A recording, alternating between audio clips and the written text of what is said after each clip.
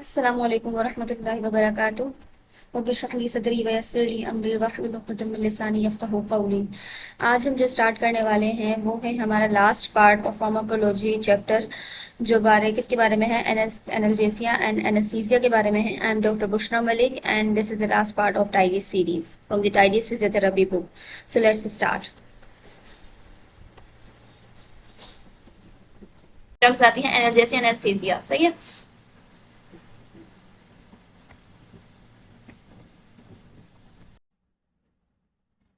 Analgesia और anaesthesia में जो हम ये most common type of drug हैं जो आपको जो है वो देखने को मिलती हैं अपनी प्रैक्टिस के दौरान, सही है। अच्छा, अब पेन मैनेजमेंट में क्या होता है कि आपके जो ड्रग्स होती हैं वो सिंपल एनाल्जेसिया से लेकर, जैसे पैरासीटामोल है, इस जो है ना एस्टामिनोफेन वगैरह, पैरासीटामोल जिसको हम कहते हैं, इससे लेकर आपका जो है वो बहुत जो है ना लोकल एनेस्थेटिक्स, एनेस्थीसिया और जनरल एनेस्थीसिया तक ये रेंज करता है, ठीक है ना, आगे पास जो पेन किलर्स होती हैं। अच्छा, अब बोल के रहे हैं कि जैसे ना अब हमारे पास जो फर्स्ट जो है एनेस्थेटिक्स वगैरह है उसमें हमारे पास जैसे इनहेल्ड एनेस्थेटिक्स आते हैं, जैसे नाइट्रिक ऑक्साइड आता है एंड हेलोथेन आती है। हेलोथेन हो गया, आइसोफ्लोरेंस हो गया, ये सारे हमारे पास क्या है, इनहेल्ड एनेस्थेटिक्स होते हैं, ठीक है। ये क्या करते हैं, ये हमारे पास जो ये सिनेप्टिक ट्रांसमिशन होती है ना आपके नर्व्स के न्यूरॉन्स के दरमियान के वो ट्रांसमिशन को ये क्या कर देते हैं, इनहिबिट कर देते हैं, ताकि जिसकी वजह से सिग्नल जो है वो ब्रेन तक जा ही नहीं पाते, ठीक है। तो ये क्या कर देते हैं, ब्लॉक कर देते हैं आपके पेन सिग्नल्स को एंड सेंट्रली डिप्रेस ये कर देते हैं आपके ब्रेन के एरियाज को, उन ब्रेन के एरियाज को जो कि एसोसिएटेड होते हैं आपसे कॉन्शियसनेस से रिलेटेड होते हैं और पेन से, मतलब कॉन्शियसनेस से रिलेटेड होते हैं ना, तो क्या होगा, पेन आपको जो है वो आपके कॉन्शियस लेवल तक पहुंचेगा ही नहीं, सही है।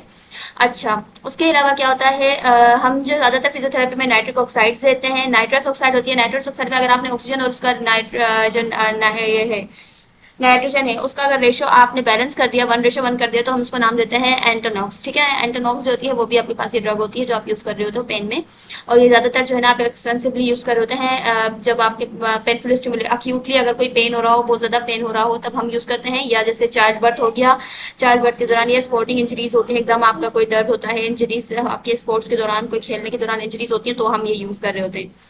इसके जो इफेक्ट्स होते हैं वो बहुत ज्यादा रैपिड होते हैं और ये शॉर्ट लिव्ड होती है, ठीक है। एडवर्स इफेक्ट्स इस वजह से इसके कम होते हैं, सही है।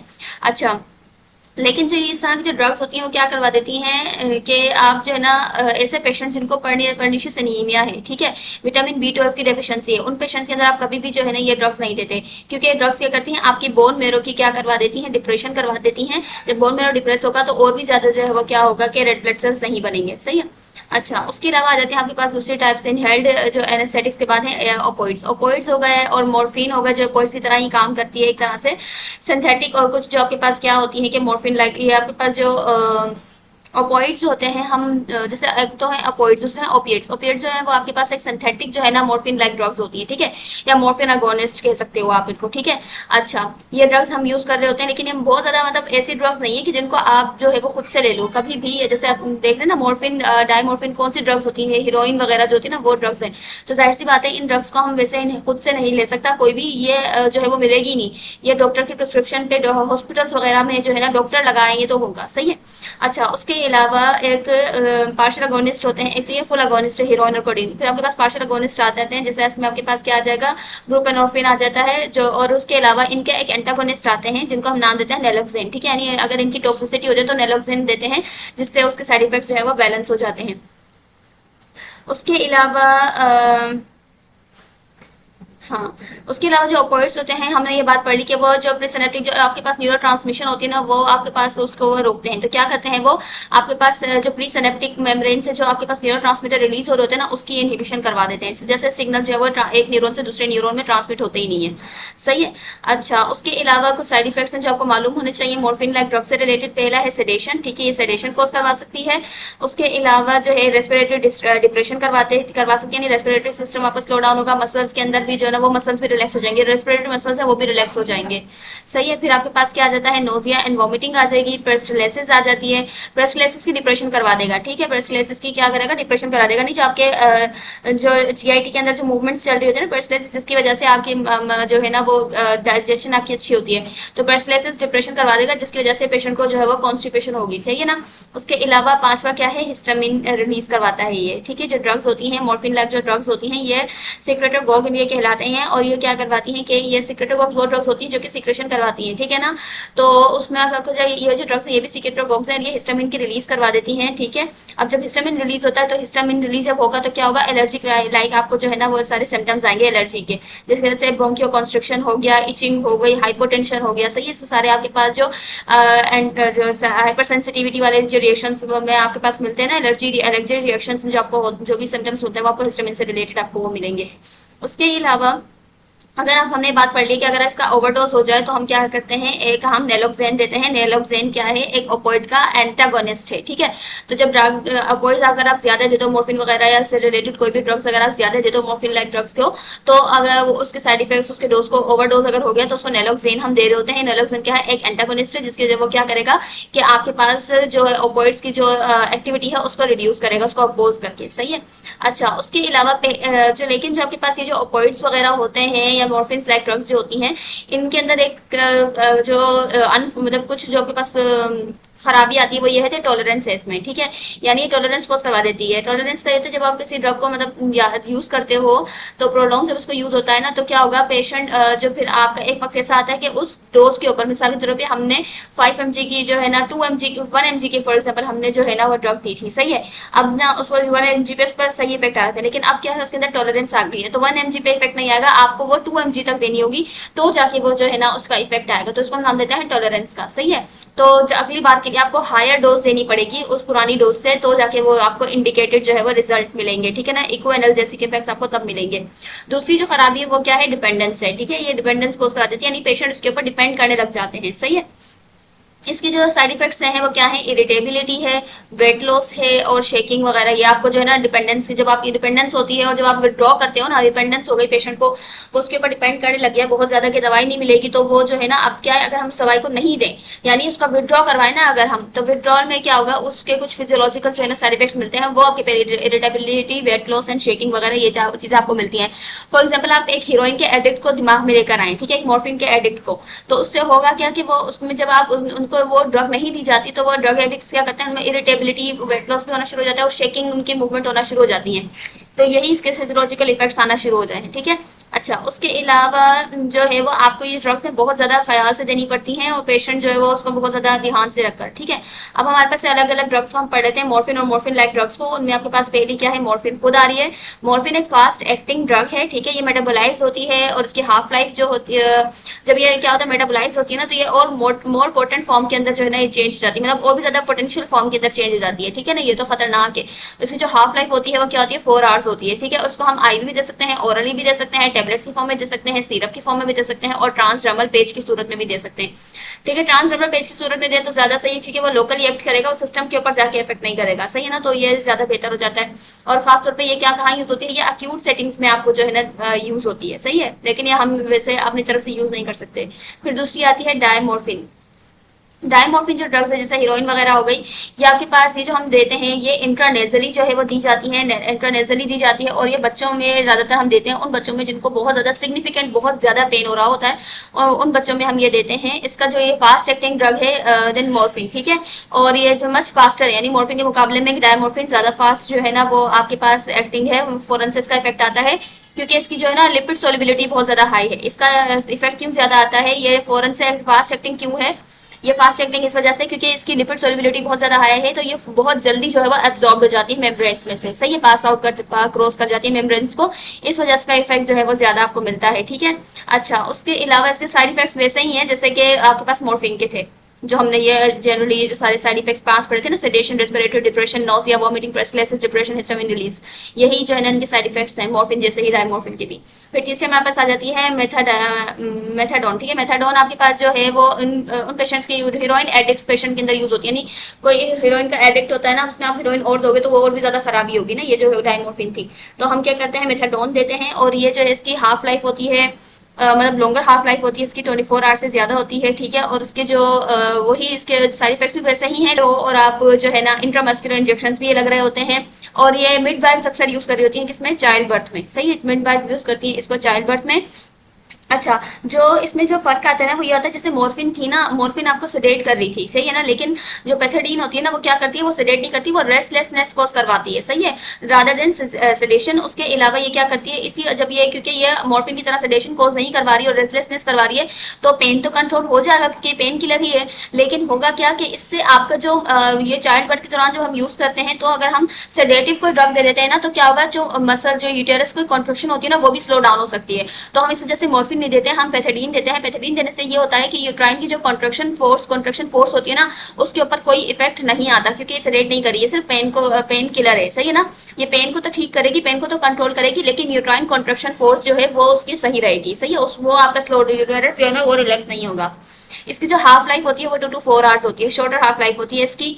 और उसके अलावा आपके पास आ जाती है जो ड्रग्स हैं, वो फिफ्थ जो आपके पास ड्रग है वो है बुप्रेनोर्फिन, जो एक पार्शियल अगोनिस्ट था, मॉर्फिन का एक पार्शियल अगोनिस्ट है ये, सही है? और ये आप हम सब लिंगुअल रूट के जरिए देते हैं, क्योंकि वही सब लिंगुअल रूट के जरिए हम इसलिए देते हैं क्योंकि इनका फर्स्ट, अगर हम इसको ओरली देंगे या मतलब सोलो कर लेगा, अगर पेशेंट निगल लेगा दवाई को, तो वो फर्स्ट पास मेटाबॉलिज्म बहुत ज्यादा एक्सटेंसिव होता है। इस वजह से हम इसको सब लिंगुअल रूट से देते हैं। जैसे हमने वो दी थी ना ग्लाइसराइल ट्राइनाइट्रेट दी थी ना एंजाइना के लिए, तो वो भी हमने सब लिंगुअल दे रहे थे हम। नाइट्रोग्लाइसिन की जो टेबलेट्स होती हैं वो इसलिए ही देते हैं ना, क्योंकि इसका अगर हम ओरली अगर हम सोलो कर लेगा पेशेंट, तो उसका फर्स्ट पास मेटाबॉलिज्म बहुत ज्यादा हो जाता है। इस वजह से हम सब लिंगुअल दे देते हैं। बिल्कुल इसी तरीके से जो है ना बुप्रेनोर्फिन का भी यही चक्कर है। अच्छा, उसके अलावा ये स्लो एक्टिंग है, सही है? और इसकी प्रेडिक्टेबल हाफ लाइफ 12 पार्ट्स है। और ये इतनी ज़्यादा रेस्पिरेटरी डिप्रेशन कोर्स नहीं करवाती, मॉर्फिन ज़्यादा करवाती है, लेकिन ना ये इतनी ज़्यादा नहीं करवाती, सही है? अच्छा, उसके बाद आपके पास जो सिक्स्थ ड्रग आ जाती है वो आती है फेंटेनिल। फेंटेनिल जो है वो आपके पास एक इसको हम एपिड्यूरली यूज़ कर सकते हैं और ट्रांसडर्मल पेज के तौर पे भी यूज़ कर सकते हैं। ये शॉर्ट एक्टिंग ड्रग है, 2 आवर्स इसकी हाफ लाइफ है और ये हाईली पोटेंट ड्रग है, ठीक है? लेकिन उसकी फेंटेनिल की ना एक वेरिएंट फॉर्म होती है जिसको हम नाम देते हैं रेमीफेंटेनिल। रेमीफेंटेनिल जो है वो आपके पास मतलब ज्यादा ये फेंटेनिल से ज्यादा फास्टर एक्टिंग है, इस वजह से ये ज्यादा पॉपुलर है, सही है? और रैपिड रिकवरी करवाती है। फिर आ जाता है आपके पास सेवन ड्रग जो हमारे पास यहाँ पे है पेन किलर में, वो है कोडीन या डाईहाइड्रोकोडीन। ये आपके पास माइल्ड पेन में यूज हो रही होती है और ये एक प्रो ड्रग की फॉर्म में बॉडी में इंजेक्ट की जाती है, ठीक है? प्रो ड्रग की फॉर्म में इंजेक्ट की जाती है, बॉडी में जाकर ये मॉर्फिन के अंदर कन्वर्ट हो जाएगी और फिर वो अपना इफेक्ट डालेगी, सही है? कॉमनली ये सिरप के अंदर भी, सिरप की फॉर्म में भी दी जाती हैं और कंबाइन करके भी दी जाती हैं पैरासीटामोल के साथ, सही? अच्छा, उसके अलावा हाँ, जो कोडीन है ना, यहाँ पर ये जो कोडीन ड्रग्स हैं ये एंटीट्रूसिव के तौर पे भी यूज होती हैं, यानी बच्चों के अंदर हम देते हैं जब कफ को रिलीव करने के लिए हम देते हैं, सही, बच्चों में। फिर हमारे पास आ जाती है सिक्स सेवंथ एट जो ड्रग है वो आपके पास आती है ट्रेमाडोल। ट्रेमाडोल जो ड्रग है वो हम ओरली भी देते हैं और आईवी के फॉर्म में भी ले जा सकती है। इसकी जो है वो मतलब सही एब्जॉर्प्शन सही अच्छी तरह वेल एब्जॉर्ब होता है ये। हाफ लाइफ 4 to 6 आवर्स है इसकी, ठीक है? और ये वीक ओपोइड है। उसके अलावा ये क्या करता है, नोर एड्रेनलिन की जो अपटेक होती है वो उसको रोकता है सेंट्रली। और extensively use muscular skeletal conditions के लिए ये ज्यादातर यूज किया जाता है, इसके लिए ये सही है। Non steroidal anti inflammatory drugs most common है, ठीक है? एनसेड्स हम बहुत ज्यादा यूज करते हैं और ये बहुत ज्यादा जेना माइल्ड टू मॉडरेट पेन के लिए यूज की जाती है, ठीक है? और ये ओवर द काउंटर ड्रग के तौर पर भी यूज की जाती है, ठीक है? अच्छा, ये उस पेन को रिलीव करती है जिसके साथ कोई ना कोई इन्फ्लेमेशन एसोसिएटेड होती है, ठीक है? नॉन स्टीरोइडल एनसेड्स की जो ओल्डेस्ट फॉर्म है वो एस्पिरिन है, जो कि बहुत अरसे से 19th सेंचुरी से इस्तेमाल हो रही है, सही है? और मोस्ट कॉमन जो है वो आती है, वो क्या आती है, इब्रोप्रोफेन आ जाती है, प्रोफेन आती है। आइब्रोप्रोफेन जो है ये भी हम बेरोफिन सिरप आता है जो आपने देखा होगा, टेबलेट्स भी आती हैं, वो है ड्रग। अच्छा, ये करवाती क्या है, ये ड्रग्स क्या करते हैं, कॉक्स जो एंजाइम होते हैं आपके पास साइक्लोऑक्सीजनेज एंजाइम, उसको ये क्या करती हैं, इनहिबिट कर देती हैं, सही है? जब साइक्लोऑक्सीजनेज एंजाइम क्या करता है, दो जो है ना आपके पास इन्फ्लेमेटरी मीडिएटर्स जो है ना बना रहा होता है, जैसे प्रोस्टाग्लैंडिन हो गया और आपके पास जो है ना थ्रोम्बोक्सिन हो गया, सही है? तो जब कॉक्स इनहिबिटर्स क्या आ गए, आपके पास जो ये है आइब्रोप्रोफेन या एस्पिरिन वगैरह, ये क्या है, कॉक्स एंजाइम्स को जब इनहिबिट करते हैं, तो ये क्या करते हैं असल में, जब कॉक्स एंजाइम जब आपके पास इनहिबिट हो जाएगा तो प्रोस्टाग्लैंडिन जो थ्रोम्बोक्सिन नहीं बनेगा, जिसकी वजह से इन्फ्लेमेशन जो है वो भी कंट्रोल में हो जाएगी और जो टेम्परेचर होता है वो भी आपका कंट्रोल में हो जाएगा, सही है? तो एंटीपायरेटिव ड्रग के तौर पर भी ये काम कर रहा होता है क्योंकि टेम्परेचर को भी रेगुलेट करता है। अब आपके पास इन्होंने बताया हुआ है कि जो साइक्लोऑक्सीजनेज एंजाइम वो 3 तरह के होते हैं, इनके आइसोफॉर्म्स होती हैं 1, 2 एंड 3। उसमें जो मोर 3 इतनी ज्यादा कॉमन नहीं है, वन मतलब लेकिन जो 1 एंड 2 है वो कॉमन है, ठीक है? 1 एंड 2 जो है वो ज्यादा मतलब एग्जिस्ट करता है ह्यूमन में। कॉक्स 1 जो है वो प्राइमरीली जो है ना इन्वॉल्व मतलब के कॉक्स 1 जो होता है ना आपके पास क्या होता है कि प्राइमरीली इन्वॉल्व नहीं होता, मतलब प्राइमरीली इन्वॉल्व होता है, लेकिन एक्सक्लूसिवली जो है ना इन्वॉल्व नहीं होता। खैर हम इसको इतनी कंफ्यूजन में नहीं पड़ते। कॉक्स वन जो आपका एंजाइम है वो आपके नॉर्मल फंक्शन जो होते हैं बॉडी को उसको उसको मेंटेन कर रहा होता है, जैसे कि हीमोस्टेसिस हो गया, गैस्ट्रिक प्रोटेक्शन हो गया, आपके पास रेनल ब्लड फ्लो है उसको रेगुलेट करना हो गया, इनिशिएशन ऑफ चाइल्ड बर्थ हो गई, इसमें आते हैं। सही है। जो आपके पास कॉक्स टू एंजाइम है ना वो आपके पास कौन सा होता है, वो रिस्पॉन्सिबल होता है क्या करवाने क्या प्रोड्यूस करने के लिए, प्रो इन्फ्लेमेटरी जो मेडिकेशन होती है ना, मेडिएटर्स होते हैं, सॉरी प्रो इन्फ्लेमेटरी मेडिएटर्स होते हैं ना, जैसे पोस्टाग्लैंडिन्स एंड थ्रोम्बोक्सिन है, उसको बनाने के लिए। ठीक है, कॉक्स टू आता है। और बाकी हीमोस्टेसिस, गैस्ट्रिक प्रोटेक्शन और रेनल ब्लड फ्लो वगैरह को मेंटेन करने के लिए, चाइल्ड बर्थ इनिशिएट करने के लिए, इसको जो है ना आपके पास कॉक्स वन जो है वो रिस्पॉन्सिबल होता है। अच्छा, अब क्या होता है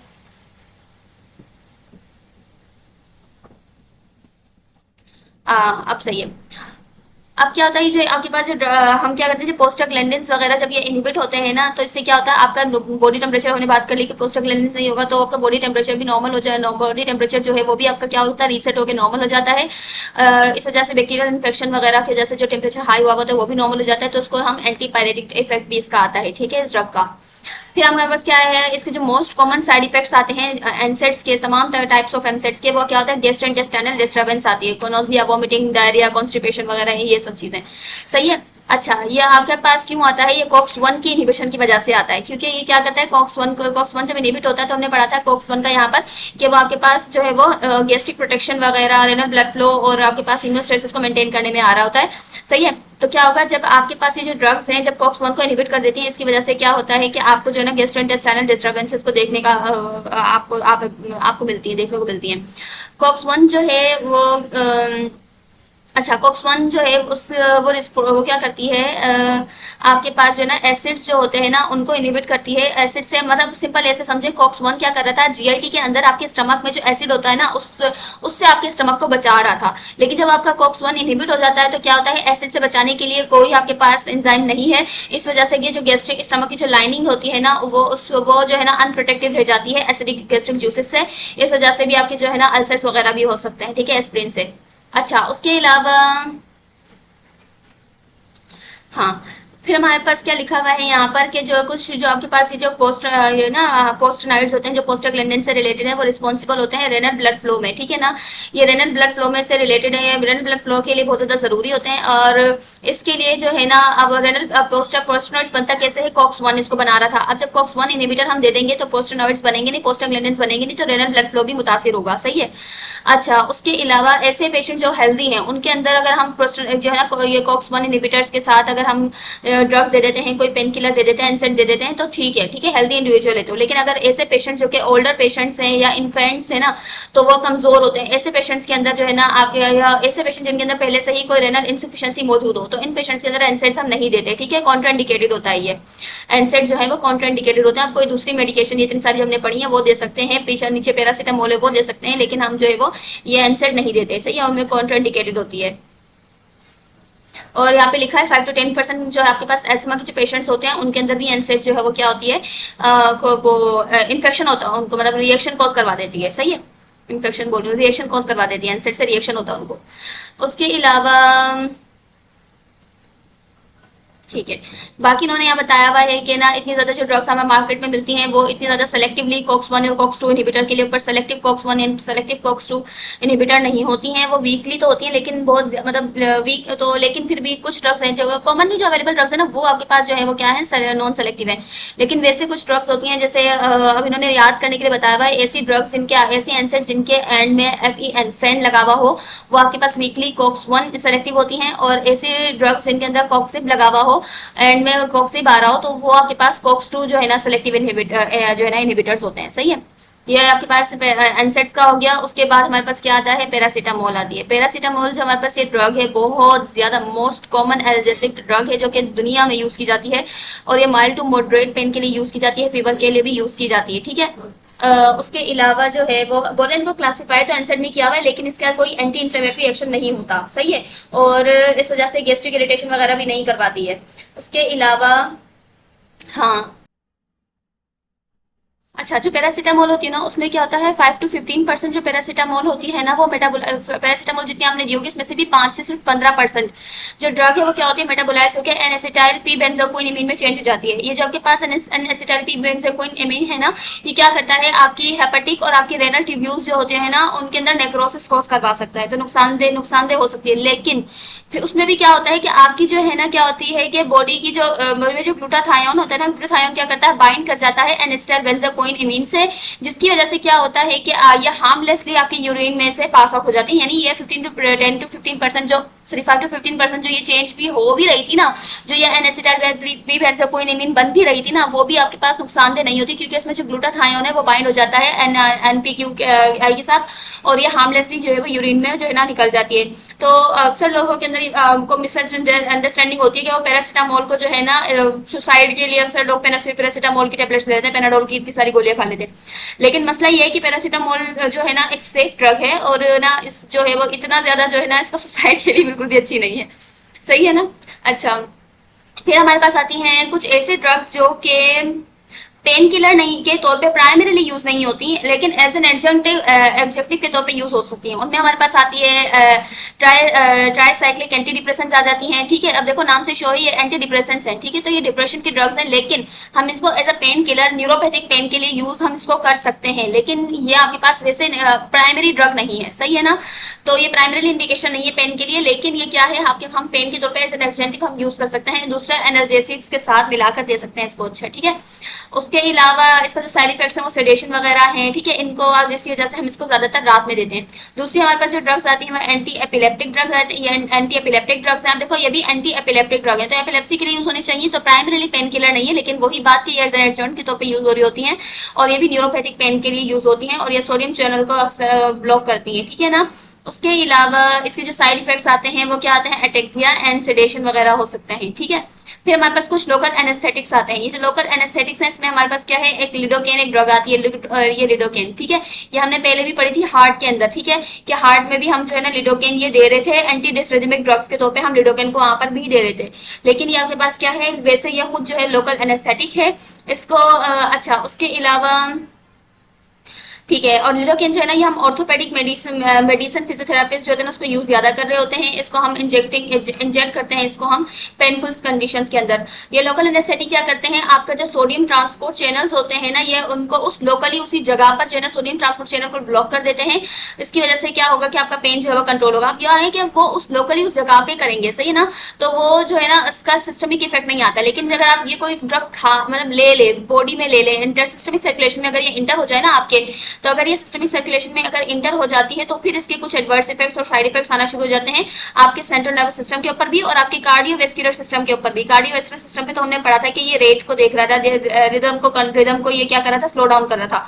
सही है ना, डिस्रिदमिया को कंट्रोल कर रहा था, और एकदम से स्टॉप करके हार्ट की कंडक्शन को फिर दोबारा से रीस्टार्ट कर रहा था हार्ट की रिदम को। सही है ना, हार्ट की कंडक्शन को। इसी वजह से यहाँ पे क्या है, अगर हम इसको लोकली अप्लाई करते हैं तो ये तो उसी जगह पे, फॉर एग्जांपल मैं शोल्डर पे अप्लाई कर रही हूँ तो उसी जगह पे सोडियम चैनल की ब्लॉकेज होगी और इसी जगह पे पेन कंट्रोल होगा। लेकिन अगर हम इसको ड्रग को सिस्टमिक सर्कुलेशन में आपके इंटर हो जाए अगर ये ड्रग, तो इससे क्या होगा, सेंट्रल नर्वस सिस्टम से रिलेटेड साइड इफेक्ट्स मिलेंगे आपको, और कार्डियोवेस्कुलर सिस्टम से आपको मिलेंगे। ठीक है, और ये क्या करवाते हैं, हाँ ये डिप्रेशन करवा सकती है। ठीक है, उसके अलावा कन्वर्जन करवा सकती है, एजिटेशन करवा सकती है, रेस्पिरेटरी डिप्रेशन करवा सकती है। लेकिन वो बात है कि अगर सिस्टमिक सर्कुलेशन में चले जाए और ज्यादा जाए तो ऐसा नहीं होता कि भाई हर ड्रग जो है सारा कन्वर्जन झटके लगना शुरू हो जाएंगे एकदम से किसी को थोड़ी सी भी ड्रग दोगे तो। लेकिन मसला ये होता है ज्यादा अमाउंट में अगर दी जाए या सिस्टमिक सर्कुलेशन में ज्यादा इसके चली जाए वो, तो फिर इफेक्ट आता है। उसके अलावा ये कार्डियोवेस्कुलर सिस्टम के हिसाब से क्या करवाता है, वेसोडायलेशन करवा देती है, मायोकार्डियम को डिप्रेस करती है, जब भी तो रिदम को स्लो हो रही थी। ठीक है, और आपका ब्लड प्रेशर भी ये क्या करती है, डिक्रीज करती है। ठीक है, अच्छा ये आपके for the purpose of the local nerve block हम फॉर एग्जांपल एनेस्थेटिक्स में आल्सो मिक्स अप क्या करते हैं, अगर एनेस्थेटिक्स जो होते हैं ना वो क्या करते हैं, लिडोकेन को ना जो है ना लोकल इनको नर्व ब्लॉक करवानी हो किसी एक जगह, तो एनेस्थेटिक्स क्या करते हैं, लिडोकेन के साथ साथ एड्रेनालिन भी मिक्स करके दे देते हैं। तो जब एड्रेनालिन को मिक्स करके देते हैं ना तो इससे होगा क्या कि आपके पास जो है ना वेजो कंस्ट्रिक्शन जो है वो रहेगी, वेजो डायलेशन नहीं हो पाएगी, लिडोकेन वेजो डायलेशन जो करवा था वो नहीं होगी। सही है ना, तो इससे क्या होगा कि आपकी जो कार्डियोवेस्कुलर कार्डियोवास्कुलर सिस्टम के ऊपर जो इफेक्ट आ रहे थे ना वो नहीं आएंगे, सही है। आपका सिस्टमिक डिस्टर्बेंसेस कम हो जाएंगी आपके सेंट्रल नर्वस सिस्टम के, और आपके कार्डियोवास्कुलर सिस्टम पे कम साइड इफेक्ट्स आएंगे एड्रेनालिन की वजह से, सही है। और क्या होगा, prolonging the effects of the local anaesthetics, इससे आपका जो लोकल एनेस्थेटिक इफेक्ट्स हैं वो भी आपके पास ज्यादा आएंगे, सही है। ये हमारे पास जो है वो चैप्टर एंड हो गया है। इंशाल्लाह हम जो है वो नेक्स्ट वीडियो में स्टार्ट करेंगे कोई दूसरा इंपॉर्टेंट चैप्टर जो हम अभी हमारे लिए इंपॉर्टेंट होंगे, वो हम इसको स्टार्ट करेंगे। मेरा ये आपको ये कहना है कि एक तरह की एडवाइस है कि आप जो है इस फार्माकोलॉजी ग्रोसरी को आप पढ़ लें, बुक को डाउनलोड कर लें। आप इंटरनेट से गूगल से आप डाउनलोड कर सकते हैं, इजीली अवेलेबल है। और पढ़ना चाहें इस बुक को पढ़ें। और दूसरा जो है आप जो है वो इस ग्रोसरी को अगर पढ़ेंगे तो आपके कुछ जो छोटे छोटे कॉन्सेप्ट है बायो अवेलेबिलिटी के, साइक्लोऑक्सीजनेज एंजाइम का हमने पढ़ा है, मेटाबॉलिज्म क्या है, हाफ लाइफ क्या है, जी कपल प्रोटीन्स क्या है, पीएच आइसोनाइजेशन क्या है, आयनाइजेशन क्या है, फार्माकोडायनामिक्स क्या है, फर्स्ट पास मेटाबॉलिज्म क्या होती है, एलिमिनेशन कांस्टेंट क्या होता है, ऑपोइड रिसेप्टर्स कौन कौन से हैं, ये सब चीजें आपको पता चल जाएंगी, सही है ना। उसके अलावा बैंड था, उसके अलावा हम इंशाल्लाह नेक्स्ट चैप्टर से स्टार्ट करेंगे जो भी हमारा इंपॉर्टेंट चैप्टर है वहां से। अल्लाह हाफिज।